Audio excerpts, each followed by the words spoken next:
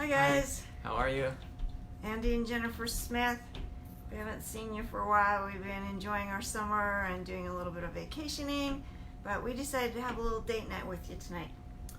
So I wanted to share with you something that came out of a mentor session that I had with a client recently, because I think what we discovered as we worked together in that session is something that's probably true for all of us at times. And he was describing how he was frustrated and discouraged, that, gosh, it felt like he was trying harder, or at least as hard as he's done before, and he just wasn't seeing the results. He wasn't seeing his progress, and it was really frustrating. And as he was describing his situation, what he was going through, a scene from my life earlier just kind of flashed through my mind, and an experience that I had. And as I shared that with him, we were able to pull from that some really good principles that were really helpful. And so I want to share with you that experience from my life, and how that helps in some of our struggles and challenges in life. And so this happened when I was 10 years old, Little League football. It's a little while ago. That's been a while. So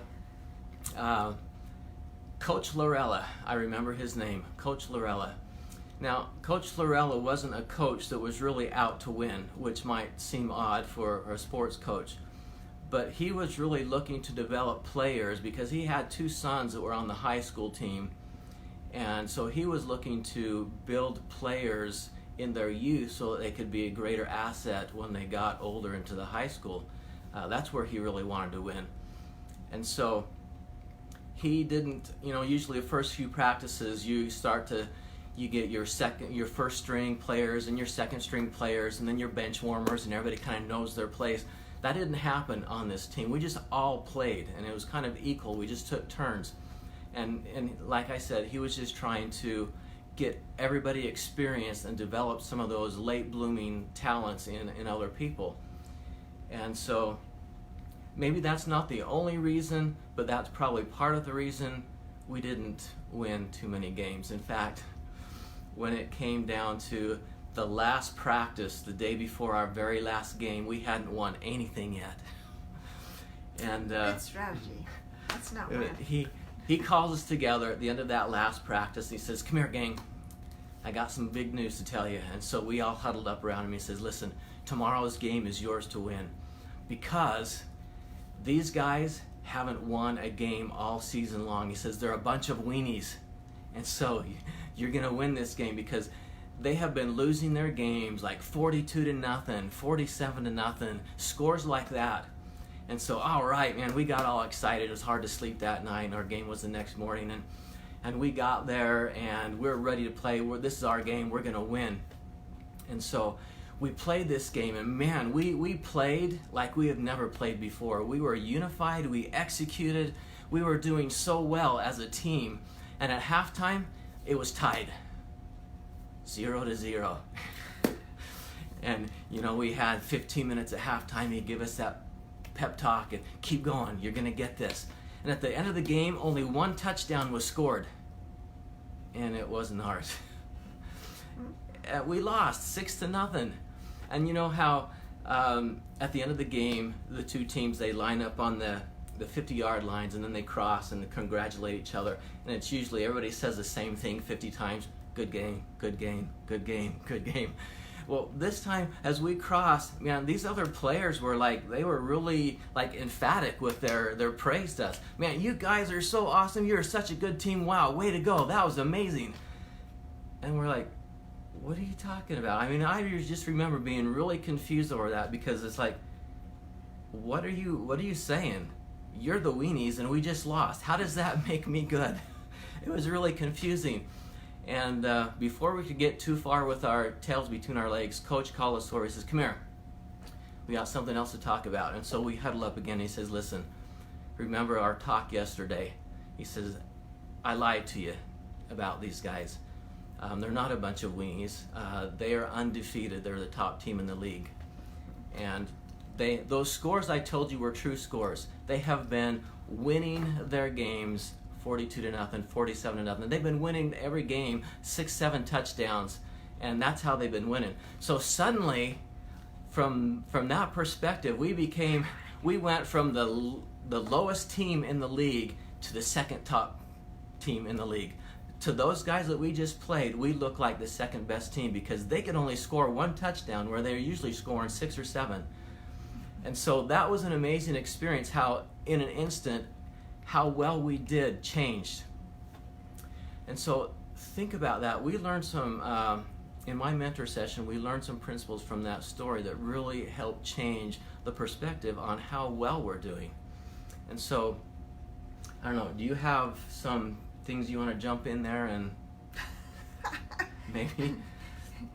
So I'm just thinking that it doesn't matter. You know, most of our struggles in life are around relationships of some kind, whether it's with a spouse or whether it's with our children, co-workers, finances, health and physical things. We all have challenges, and sometimes it feels like we're putting in effort at least as good as we always have done, maybe even harder. I've been trying so much harder, and the results just aren't showing up. And we might feel like losers. Are there parts of your life where you feel like a loser? You just do your best and you just never get where you want to be? So I think there's 3 things that I learned. Didn't learn that when I was 10, but a few years later, looking back on that experience when it came up in this session, and it was just like lightning bolts. It was like there's some things here that are valuable to apply to life. And so first of all, the first lesson is probably the most obvious one. When you believe you can, you do better. Like we knew we were going to win this one because our coach told us they were a bunch of weenies and we were going to win. It was just that was the fact. And so because we knew we were going to win, we played better. When you know you're going to overcome and succeed in your challenge, you're going to perform better and you're going to get through it better. The other thing that I learned from this is not quite as obvious as that one. That lesson we hear a lot. When you think you can, right? We hear that lesson a lot. But the other thing that I learned from this experience is that the scoreboard doesn't always tell you how well you're doing. According to the scoreboard, we lost, and that's all that mattered. Loser, we did it again, we lost. But from the perspective of that other team, we were the second best team in the league. And had we played every game like that, that probably would have been the real stats. We would have been the second best team in the league. So you can't always judge your success by what's on the scoreboard because you might be up against a bigger challenge, a bigger, better opponent. The challenge you're facing right now may be a little bit tougher than the one you were facing last week, and so you're putting forth better effort and you're getting less results, and yet really because of your better effort, you're winning. And to me, that's a bigger win than what the scoreboard tells you, because the third thing that I really learned from this Little League football game is that sometimes we all know the purpose of our challenge is to help us learn and help us grow, right? But sometimes maybe there's another reason, and it's not that we want to overcome, we want to win, but maybe it's not in the way that we think. So when I look back on that game now, wow, holy cow, we won big time. But it's not in the way that we expected, not the way that we wanted. But our level of unity and our level of teamwork and our execution just shot through the roof that game. We didn't even know we could be that good. And that challenge, even though on the scoreboard it didn't look like we won, that challenge improved our ability and our skill in all those areas of playing that game. And so that's maybe a benefit that you get through these challenges, even though you don't win and succeed in your challenge the way you think you should, and on the scoreboard it looks like, man, this sucks, we're not getting anywhere. It's not, but really your skill and your ability to overcome has gone way up, and that's going to be a much bigger win than what your immediate results are. So Jennifer's got a little bit of wisdom here. So since we're marriage coaches, hey, we got to talk a little bit about the marriage relationship and remembering that you and your spouse are a team. And sometimes the challenges in life are bigger and tougher than we think they're going to be. So when we learn to believe in ourselves and believe believe in our spouses, then we're going to win at a higher level. That doesn't make our challenges go away. We're still going to maybe have health problems, relationship problems, financial problems. If you have children, grandchildren, you're still going to have your challenges, but remembering to believe in yourself, believe that you're doing better than you think you are, and remember that we are up against things bigger and tougher sometimes than we realize. And there's even this dark energy, the dark side, that really tries hard to put wedges between us and our spouse and cause us to forget who we are, how amazing we really are, and cause us to forget to believe in ourselves. And you may have heard about the law of attraction. And so back to the football story, because they believed that this other team wasn't that great, and so therefore, hey, we're going to do well in this game. If you believe in yourself, believe that you can do well, you will attract more of that. Just like they were able to keep that other team at 0 at halftime, and then that team just only scored 1 ahead to win in the actual game. But it's all about progression. It's all about believing in ourselves. And as Andy says, winning might not turn out the way we think it is. We might not totally eliminate a challenge, right? But what if we can reduce it, make it less stressful, make ourselves be able to endure it more positively and feel better about the progress that we're making. So I have a little wisdom from this smart guy called Jeffrey R. Holland. And actually I have this cool wisdom on my wall in my bedroom. It says, be peaceful, believe in God and yourself, and you are doing better than you think you are. And just recently, my mother passed away a few months ago. She'd been in her home about 7 months. And towards the end there, the last few weeks, it got really hard caring for her. Our goal was to keep her out of the nursing home.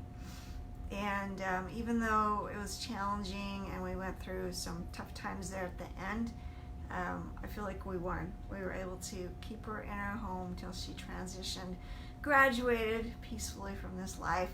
And so I feel like with this saying here, believe in yourself, believe you're doing better than you think you are, that you're going to get through those trials and feel a lot better about them on the other end, or at least reduce them, because we'll always have some kind of trial going on.